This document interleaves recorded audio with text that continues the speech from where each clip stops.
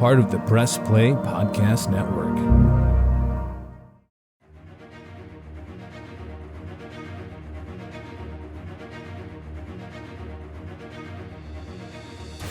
Welcome back, everybody, to Podcast 616, the official podcast of Earth 616. I'm your host, and today we are talking about Deadpool,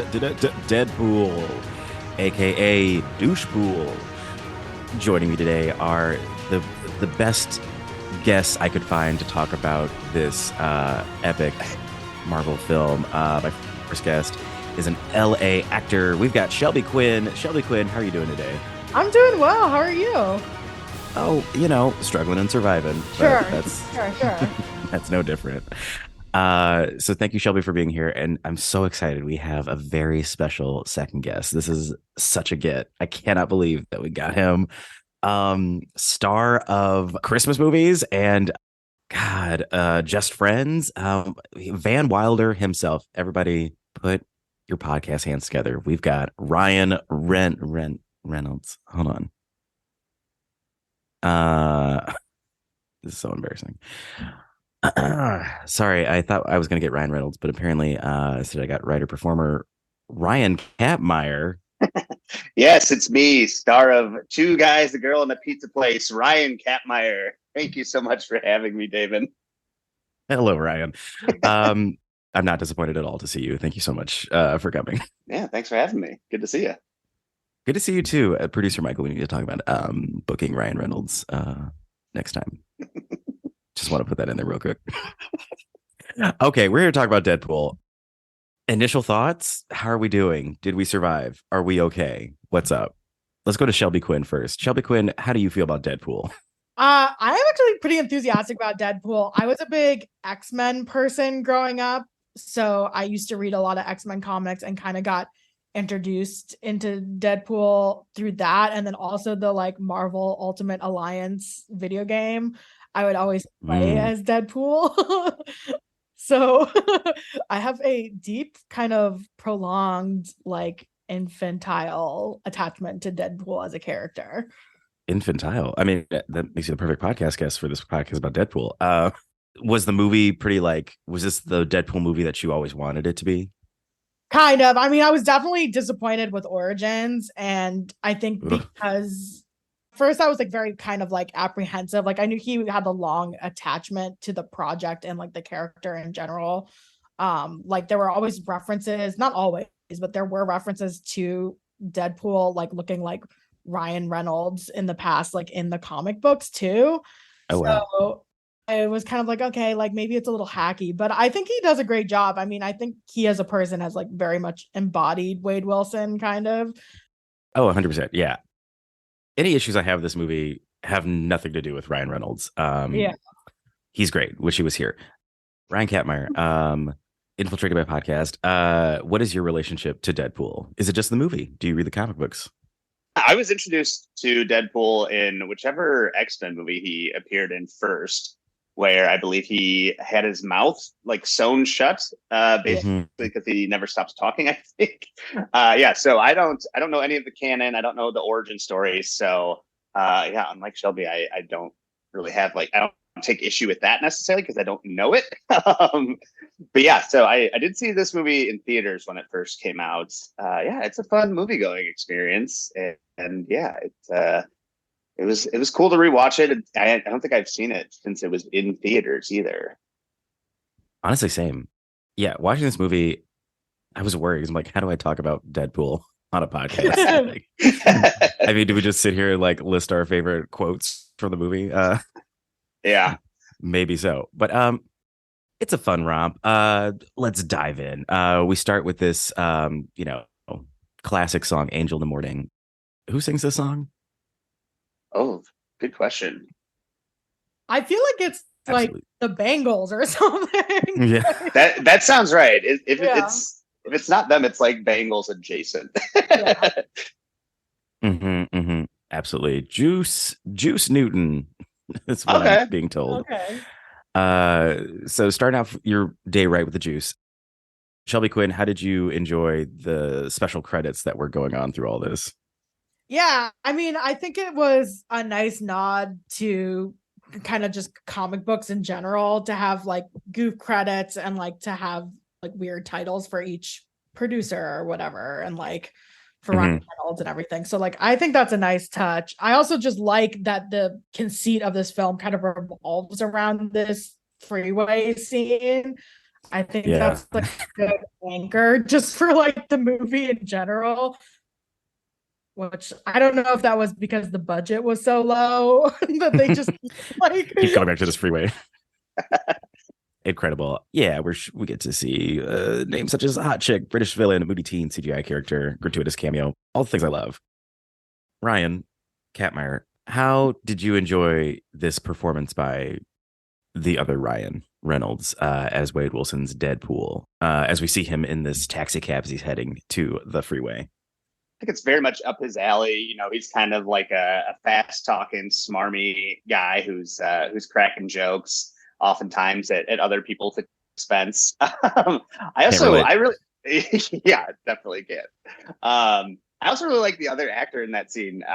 He's from Always Be My Maybe as well. So I like that. So it was, the opening scene is pretty fun.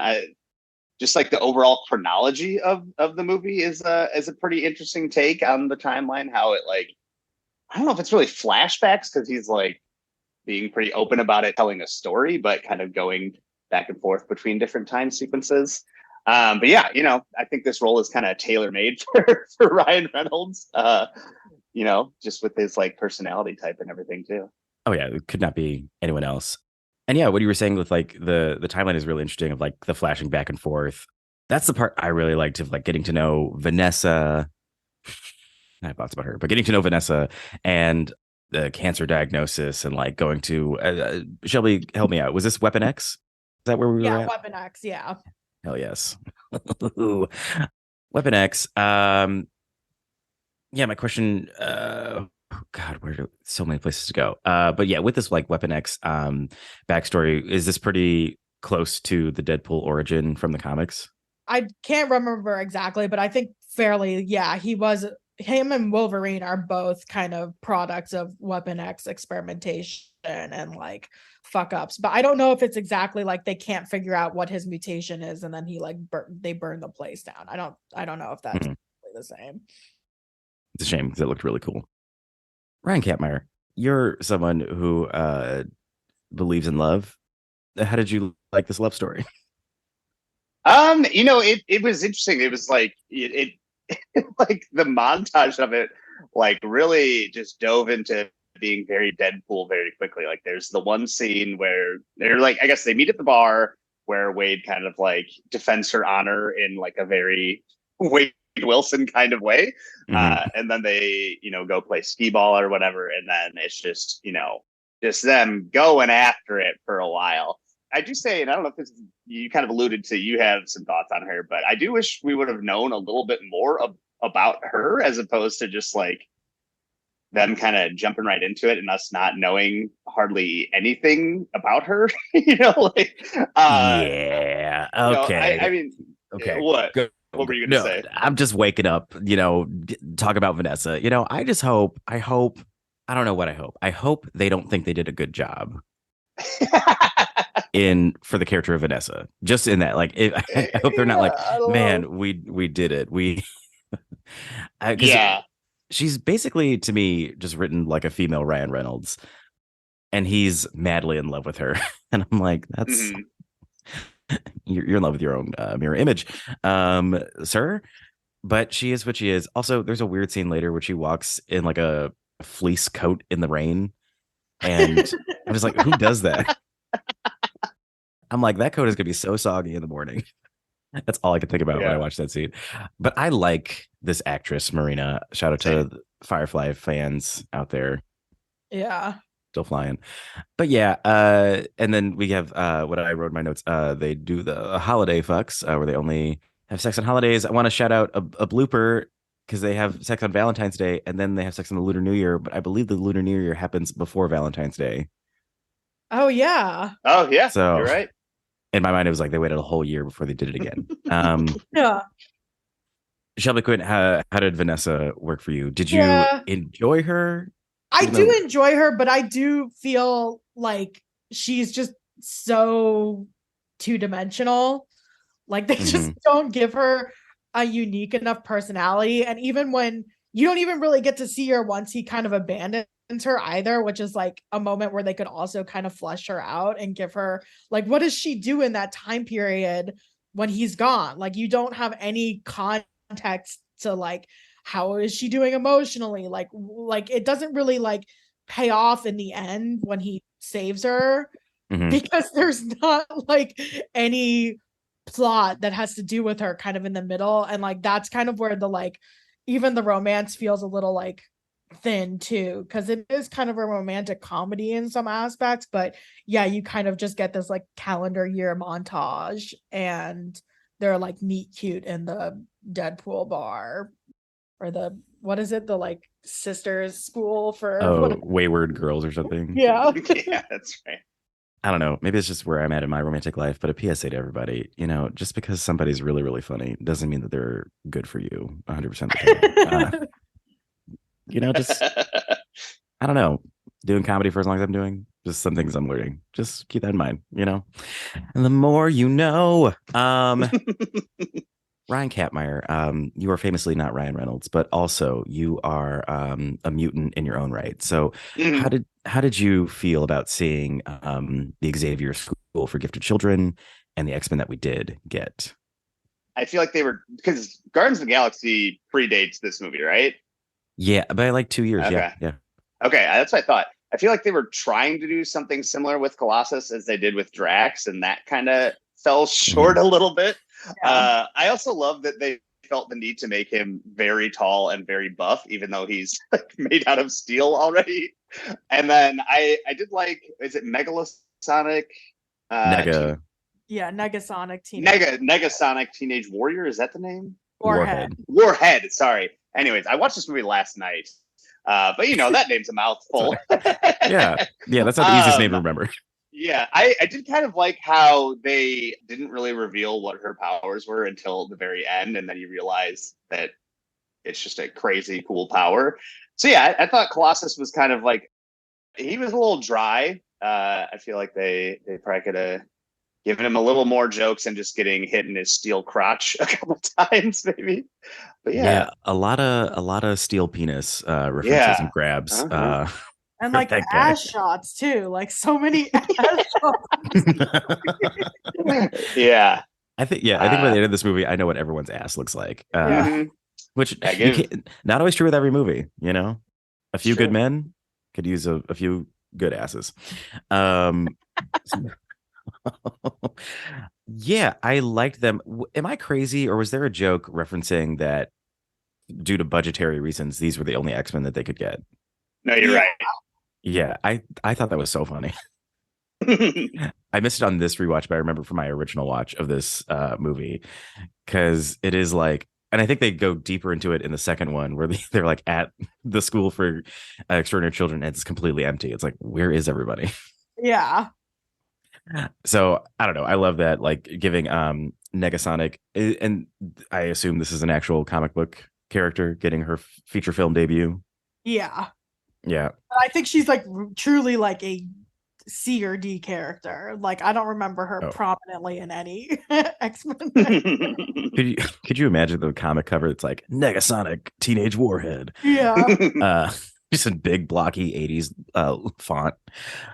I think they're great, but I'm here for a team up, and I do enjoy the small pieces of X-Men lore that we get, because famously on podcast 616 we've not covered the X-Men yet. Oh, when will we do it? I don't know. Yeah. Shelby Quinn, now you did an internship at Weapon X, I believe, in like 2017. Yes. Yeah, amazing. Do you have any tea to spill on this villain, Francis Ajax? I mean, how do we feel? Pretty, like, he is a pretty intense guy, I would say. Has kind of, like a flair for the theatrics, but on a very subdued level. Yes. So yeah, I think kind of what you see is what you get. You get a lot of his core personality from, I mean, I honestly think this is almost like an actory or like a director note. Oh, But please. Share. I feel like actually he could have played it a little bit more tongue in cheek, maybe.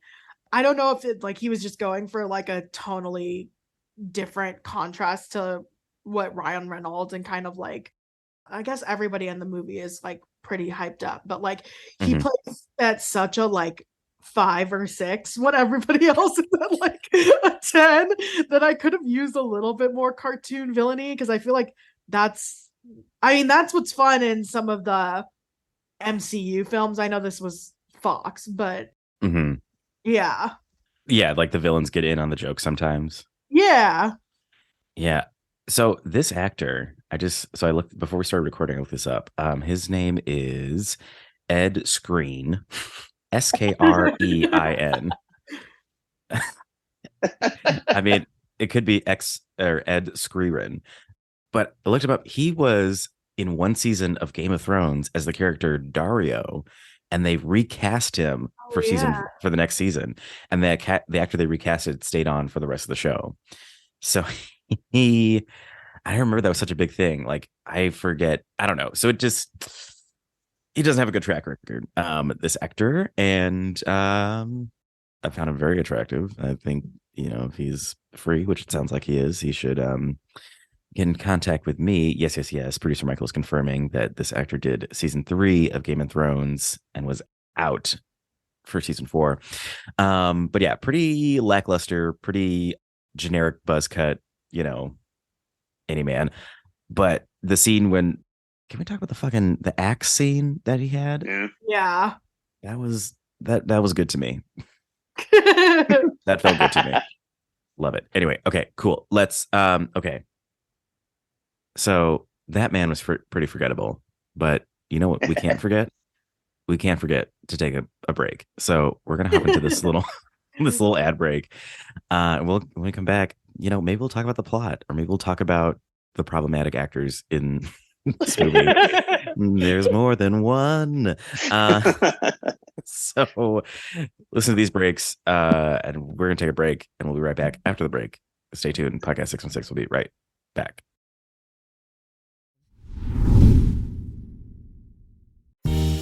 Hello, Brooks here with the Books with Brooks monthly book club podcast. Here's how Books with Brooks works. We read one book a month, and then we talk about it.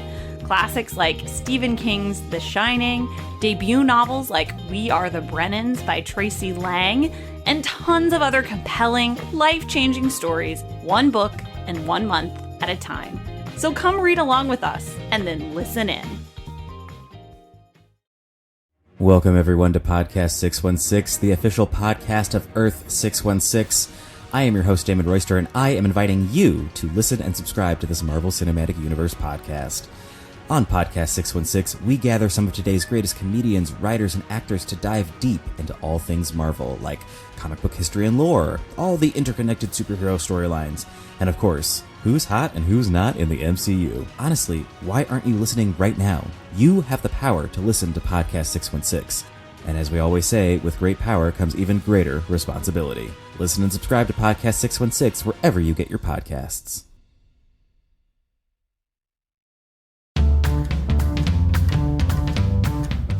Hey everyone, this is Don Mike Mendoza, the host of Producing While Asian. Join us in Season 2 for more conversations with actors, artists, producers, and more from Broadway, Hollywood, and beyond, every other Wednesday on the Press Play Podcast Network.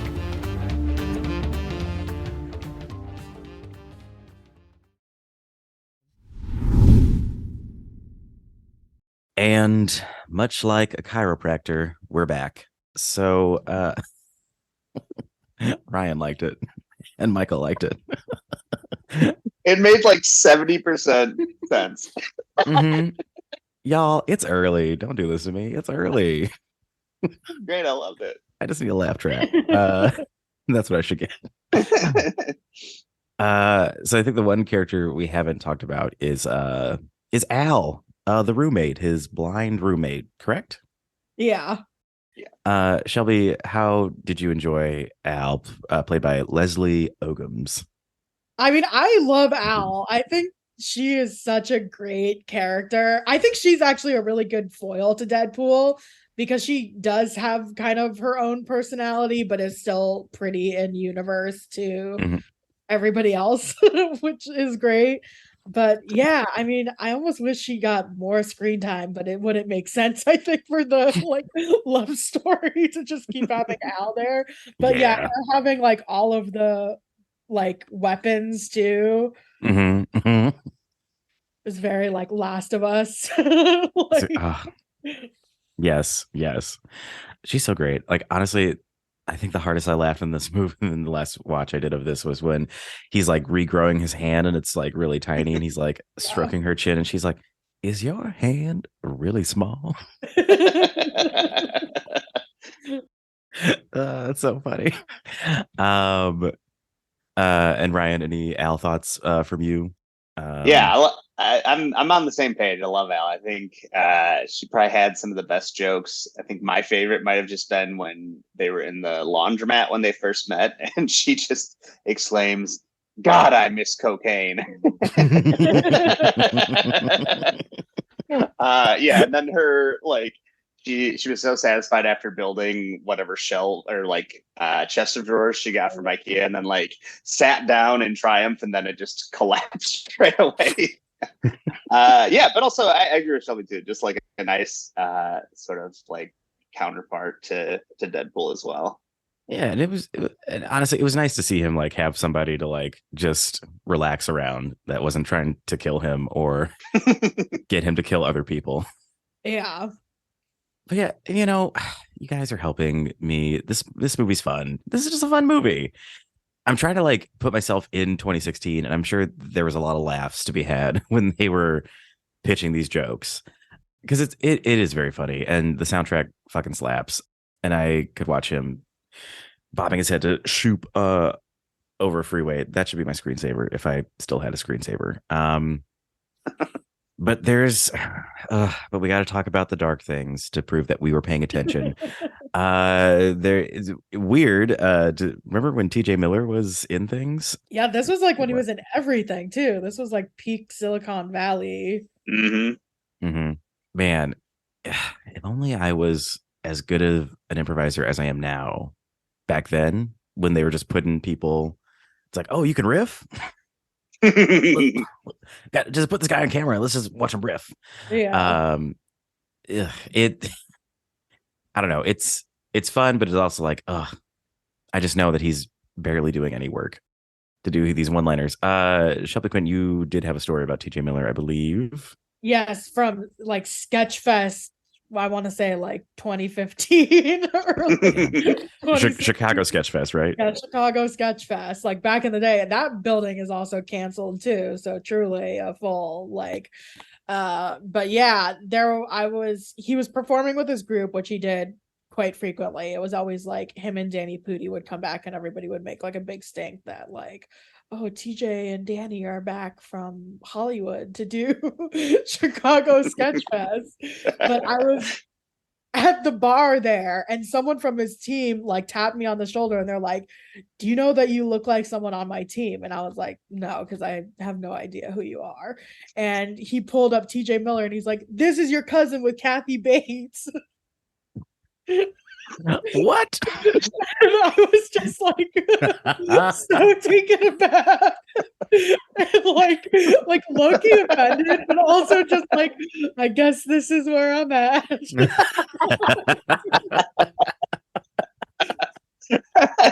This is so it's like if TJ Miller and Kathy Bates and you were all related in some way, or I guess it was truly like a comment that I was like, this doesn't even really make sense. It's like, are we all related, or some people coupled up? Like,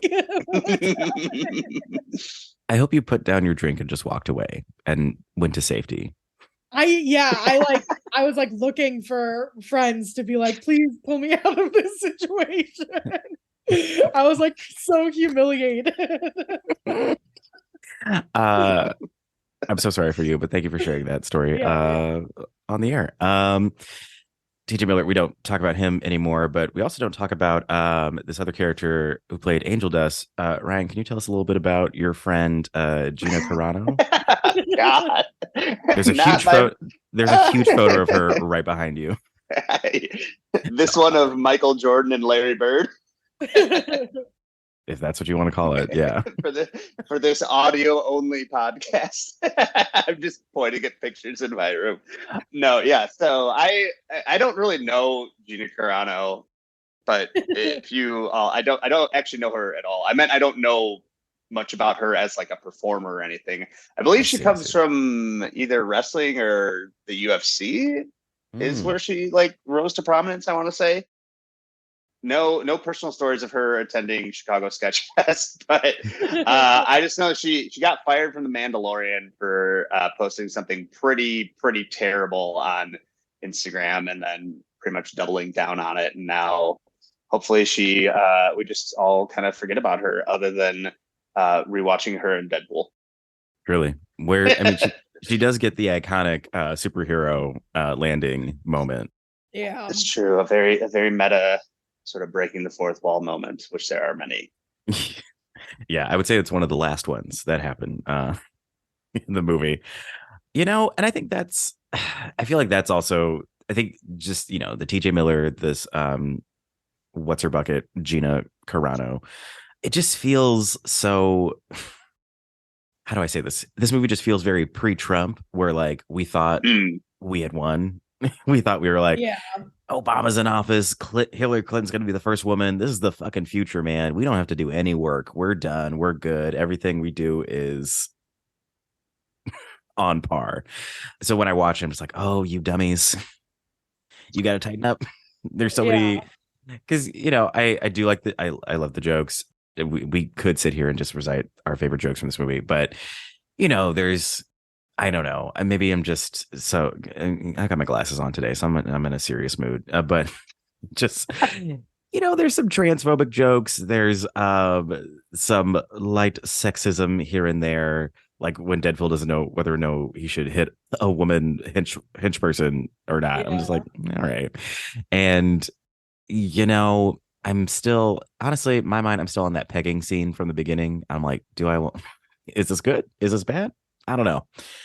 So it leaves me with thoughts that I don't think they wanted me to have, because I should just be having a good fun time. How about that last scene?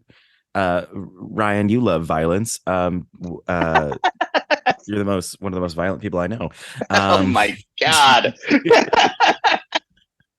Did you enjoy the smash 'em up fights?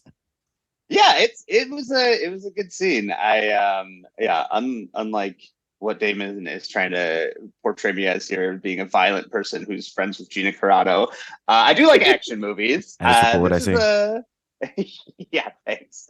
I thought this was like a fun ending scene here. You finally get like the big showdown to Deadpool versus the big bad, Ajax / Francis, and then you get also the team up of the X-Men with Deadpool. I thought it would have been fun to toss Alan there somehow. That would have been a fun little addition to this final scene. But yeah, I don't know. As I was rewatching this last night too, it kind of felt like this final scene kind of like really, they just like snapped their fingers and then it was there almost. I don't know. Maybe I don't know. Maybe I just remember that a little more vividly because I just rewatched it like 12 hours ago. Yeah, good final scene. You're pretty satisfied, and then of course you get them reunited after the big battle too. Yeah, kind of like doing that their flirting thing where they just kind of jokingly talk about their traumatic pasts. And again, like, it doesn't have to be like that, everybody. I think people really do think it has to be that way. Shelby Quinn, you are a master wordsmith in your own right. Would you ever say to somebody, "That's a face I'd be happy to sit on"? I mean, I feel like I have said that before. Okay, and fair. Cool. Yeah. I just was like, man, I don't know. I felt some type of way about that. I just was like, whoa. because that's when he takes off the Deadpool mask and he's got the Hugh Jackman Yeah. cut off on it. Like stapled him too. Stapled him. Deadpool's a wily kind of guy, and Vanessa's into it, and I commend her. But you know what I'm really into? I'm into a little game called Fuck, Marry, Kill. Ever heard of it? This is our segment that we do every week where we pick 3 characters from the film we just watched and we decide which one we'll fuck, which one we will marry, which one we will kill. This is a family podcast. On the docket today, we've got the titular star Deadpool, his I guess comedic foil Colossus, and the love interest Vanessa. One will be fucked, married, and killed. I'll go first to give my guest time to think. Oh my gosh. You know what? She doesn't take good care of her coats. She's missing for most of the movie. And she gets kidnapped way too easily. I am going to kill Vanessa. Yeah. I didn't know that's what it would be either, folks, but here we are. I'm going to kill Vanessa. I'm so sorry. But I'm getting her out of the way. I think she is just a female Ryan Reynolds, and I don't need that. I don't need that. That's what I believe. For my fuck, I'm going to fuck Colossus. It's a big man. I want to know what that's like. I want to know what love is.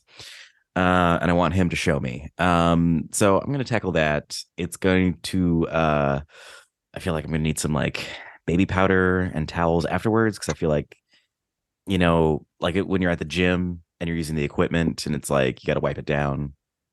I feel like I got to do that with Colossus. You know what I mean? He's a big apparatus. And for my marry, I'm going to marry Deadpool. I think he's fun. Very low committal, but not as committal as Colossus. So I think we'd work out really well. And yeah, I like the suit. What can I say? I like the suit. And that's how I feel. Yes, Shelby Quinn, I would love to go to you next for your fuck, marry, kill picks.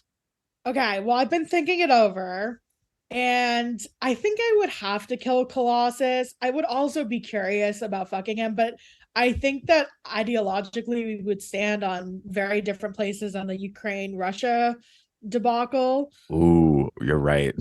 So I think that would. Oh no! I think that would edge him into the kill. It would have to be a kill, and then I think I would fuck Vanessa. The pegging seemed like fun, so like sure, forgot about that.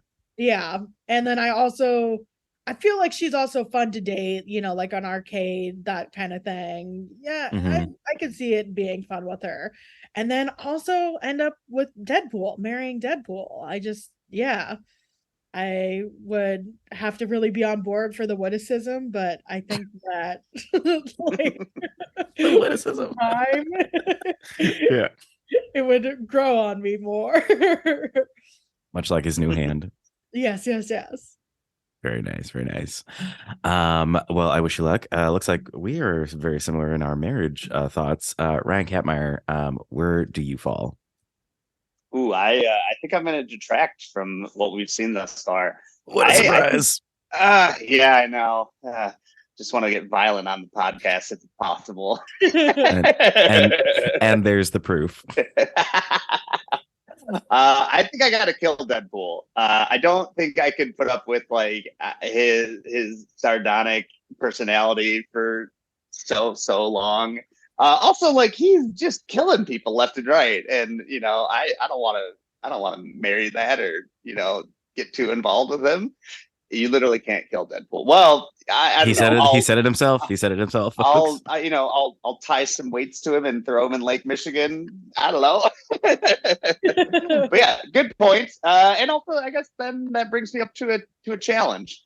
Sure. Yeah, and you know, curiosity is going to get the best of me, so I got to see what's going on underneath that X suit. Is that what they call them? I just embarrassed myself.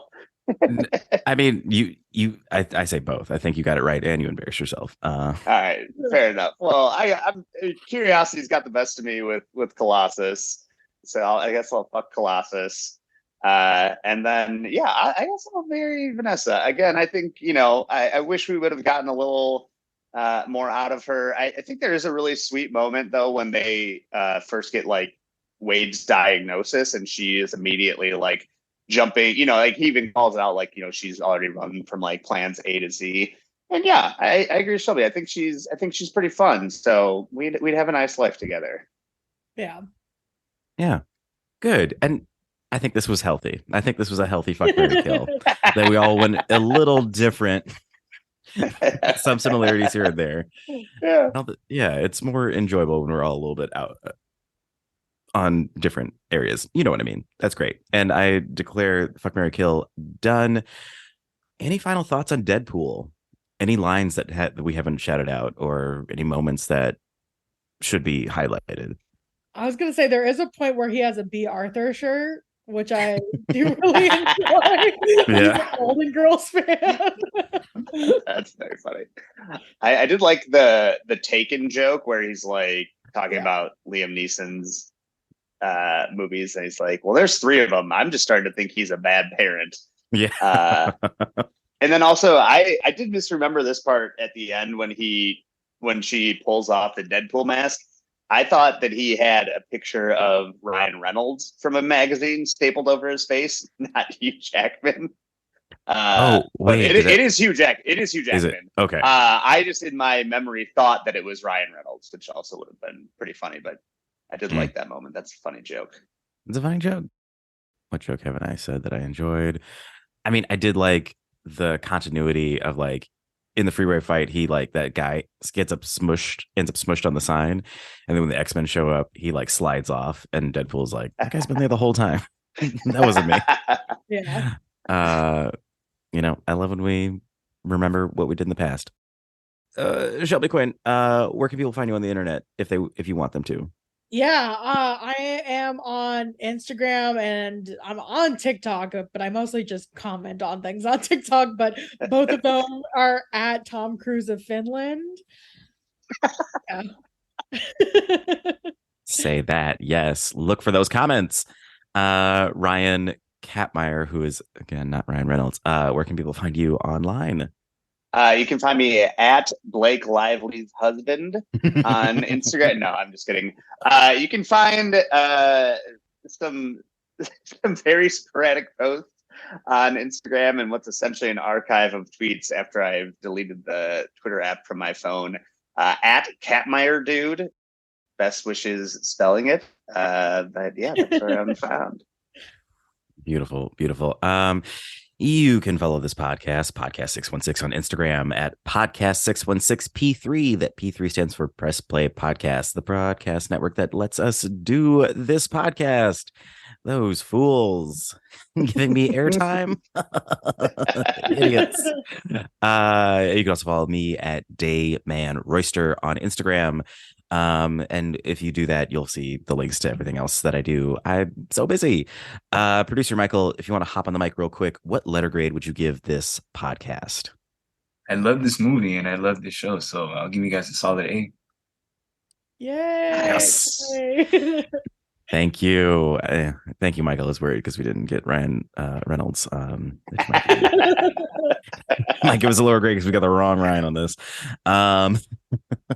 Well, thank you, Ryan Kappmeyer, and thank you, Shelby Quinn. Thank you, producer Michael. I'm Damon Royster. We'll be back next week with more Marvel stuff. I assume we'll be doing Deadpool 2 next week, but schedules change. Who knows? Don't get too attached. But just remember that with great power comes even greater responsibility.